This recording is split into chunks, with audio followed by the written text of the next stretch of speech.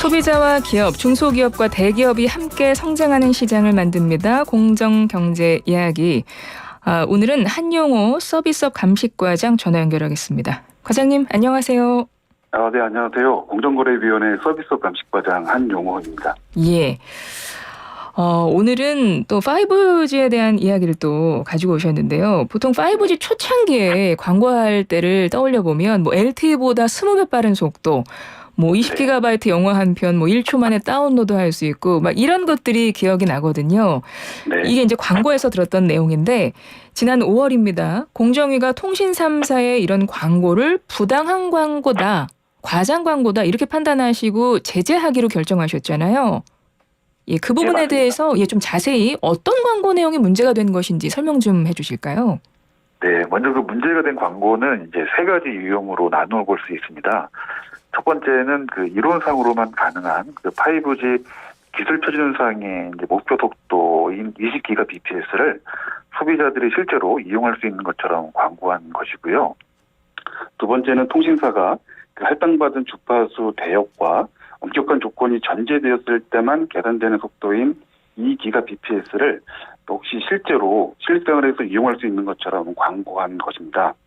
그리고 세 번째는 그 통신 3사 각자가 객관적인 근거 없이 자신의 5G 속도가 다른 회사보다 빠르다고 부당하게 비교하여 광고한 내용입니다. 통신사들이 5G를 광고할 때 너무 과장 광고를 했고 실제와 좀 다르게 괴리가 생기게 과장 광고했고 또 다른 타사와 비교를 했는데 그게 좀 부당하게 비교를 했다. 이 부분을 이제 문제를 삼으신 건데요. 네. 예, 이렇게 광고한 것들이 위법하다 이렇게 판단하신 이유는 뭘까요? 네, 그 첫 번째랑 이제 두 번째 광고 내용의 경우에 그 실제 평균 속도를 보면 2021년을 기준으로 할 때 0.8GBps 수준에 불과합니다. 그래서 이런 점에서 볼 때 그 광고 내용이 속도를 지나치게 이제 부풀렸다라고 봐서 거짓 과장 광고로 이제 판단을 하였고요. 또한 그 광고의 속도가 실제 소비자 사용 환경과는 상당히 괴리된 그런 상황을 전제로 도출된 결과라는 점을 이제 은폐하거나 이제 누락하였기 때문에 기만적인 광고에도 해당한다고 보았습니다. 그리고 이제 통신사들끼리 5G 속도를 비교한 이제 세 번째 광고 내용을 보면 자사에게 유리한 이제 측정 결과만을 근거로 비교하거나 자사의 5G 속도를 타사의 이제 LTE 속도와 비교한 결과를 이용하였다는 점에서 이제 부당한 비교 광고에 해당한다고 보았습니다.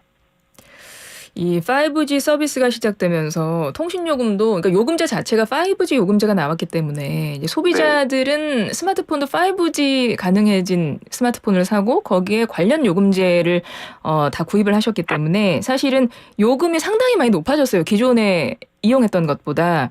네. 그러면 그 이야기는 이런 광고를 통해서 통신사들이 수익도 꽤 많이 좀 얻었을 것 같다 이런 생각이 드는데 어떻습니까?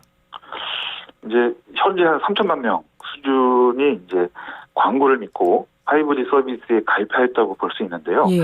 통신사들이 5G 그 요금제를 보통 이제 100GB 등 대용량의 데이터를 이용해야 하는 고가 요금제 중심으로 설계하고 있습니다. 그렇다 보니 이제 결과적으로 소비자들은 이제 실제 혜택은 충분히 누리지 못하면서 좀 비싼 요금을 낼 수밖에 없는 상황이 처한 게 아닌가 이렇게 생각하고 있고요.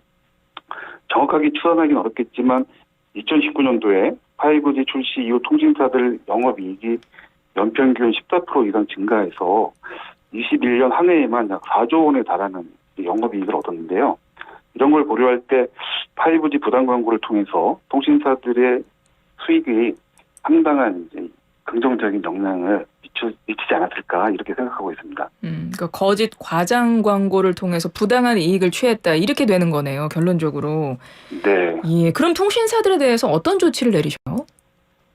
네, 공정위에서는 그 전 국민이 이용하는 그 통신 서비스의 그 필수제적 성격 그리고 소비자들이 입은 피해를 고려해서 역대 이제 표시 광고 사건 중에서는 두 번째로 그 규모가 큰 336억 원의 과징금을 부과했습니다. 또한 다시는 이러한 부당 광고를 하지 않도록 시정 명령을 하였고요. 또한 이제 공정위 제재를 받은 사실을 홈페이지 게시를 통해서 소비자들에게 알리도록 공표 명령도 하였습니다.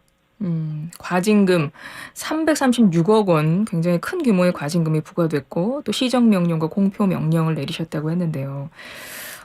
생각해보면 소비자들은 이게 엄청 빠르다고 해서 근데 서비스 질이 대폭 개선될 줄 알았는데 그렇지 않았다고 느끼는 소비자들이 더 많았을 것 같습니다. 당시에도 좀 그런 뭐 보도를 많이 봤던 것 같고요. 그러면 이게 통신 분야 주무부처가 있잖아요. 과학기술정보통신부가 있고 또 방송통신위원회 뭐 이런 것들에서는 이런 부당함에 대해서 뭐 별다른 조치를 하거나 뭐 그러지는 않나요? 근데 그 부당 광고에 대한 규제는 이제 공정이 소관 업무입니다. 그래서 예. 과기정통부와 이제 방통위에서는 이제 직접적인 이제 규제 권한은 없죠. 다만 이제 그 두 부처에서 그 전기통신사업법에 근거해서 5G가 이제 상용화되기 전에 2016년하고 2017년에 그 각각 통신사들에 대해서 이론상 최고 속도 정보를 제공할 때는 실제 속도와 차이가 있을 수 있다는 점도 알리도록 이렇게 권고한 바는 있습니다. 다만 저희가 공정에서 봤을 때는 이러한 행정지도는 LTE, 그러니까 이제 4G 시절에 행해진 것이기 때문에 5G 경우에는 실제 속도가 이론상 최고 속도와 지나치게 괴리되어 있어서 해당 권고를 준수하는 것만으로는 소비자의 오인성을 해소하기에는 충분하지 않았다, 이렇게 판단을 했습니다. 그럼 소비자들은 뭐 그만큼 혜택을 누리지 못하면서 비싼 요금제를 써왔던 건데 뭐 그에 대해서 소비자들이 구제받을 수 있는 방법은 없는 걸까요? 네, 먼저 그 한국소비자원에 그 피해 구제나 분쟁 조정을 신청하실 수 있어요. 예. 그래서 합의나 이제 다만 합의나 조정이 이루어지지 않는 경우에는 이제 민사 소송도 제기할 수 있는데요. 물론 이 소비자들이 곧바로 민사 소송을 제기할 수도 있습니다. 표시광고법에는 이제 부당한 표시광고 행위로 이제 피해를 입은 경우에는 손해배상을 책임을 규정하고 있거든요. 그래서 네. 현재 많은 소비자들이 그 통신 3사에 대해서 손해배상 청구 소송을 진행하고 있는 중입니다. 저희 공정위에서는 추후에 이번 부당 광고로 판단했던 이제 그 증거 자료와 공정의 판단이 담긴 의결서가 이제 나오면 그 소송 중인 분들에게 제공해서 피해 구제에 도움이 될 수 있도록 또 지원을 할 예정입니다. 예. 그럼 끝으로 이번 조치의 의의 또 기대되는 효과 간단하게 한 말씀 부탁드릴게요.